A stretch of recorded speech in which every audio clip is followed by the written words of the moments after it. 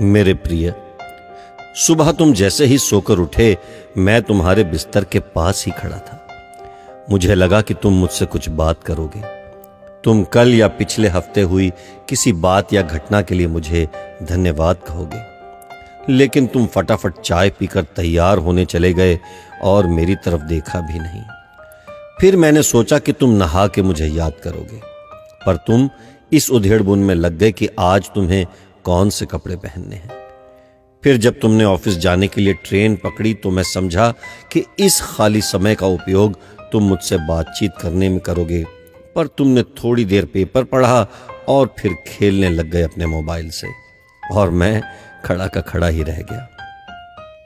मैं तुम्हें बताना चाहता था कि दिन का कुछ हिस्सा मेरे साथ बिताकर तो देखो, तुम्हारे काम और भी अच्छी तरह से होने लगेंगे, लेकिन तुमने मुझसे बात ही नहीं की। एक मौका ऐसा भी आया कि जब तुम बिल्कुल खाली थे और कुर्सी पर पूरे 15 मिनट यूं ही बैठे रहे, लेकिन तब भी तुम्हें मेरा ख्याल नहीं आया। दोपहर के खाने के वक्त जब तुम इधर उधर देख रहे थे तो भी मुझे लगा कि खाना खाने से पहले तुम एक पल के लिए मेरे बारे में सोचोगे, लेकिन यह भी नहीं हुआ। दिन का भी काफी समय बचा था। मुझे लगा कि शायद इस बचे समय में हमारी कुछ बातचीत हो जाएगी, लेकिन घर पहुंचने के बाद तुम रोजमर्रा के कामों में व्यस्त हो गए, और जब वो काम निबट गए तो तुमने टीवी खोल लिया और घंटों तक टीवी देखते रहे। देर रात थक कर तुम बिस्तर पर सो गए।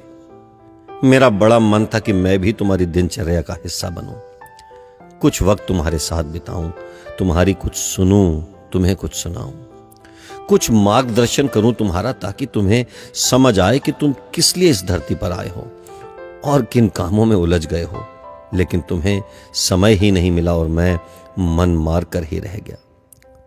मैं तुमसे बहुत प्यार करता हूं, हर रोज इस बात का इंतजार करता हूं कि तुम मेरा ध्यान करोगे और अपनी छोटी छोटी खुशियों के लिए मेरा शुक्रिया करोगे।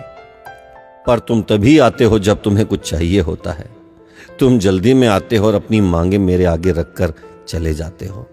और मजे की बात तो यह है कि इस प्रक्रिया में तुम मेरी तरफ देखते भी नहीं। खैर, कोई बात नहीं, हो सकता है कल तुम्हें मेरी याद आ जाए।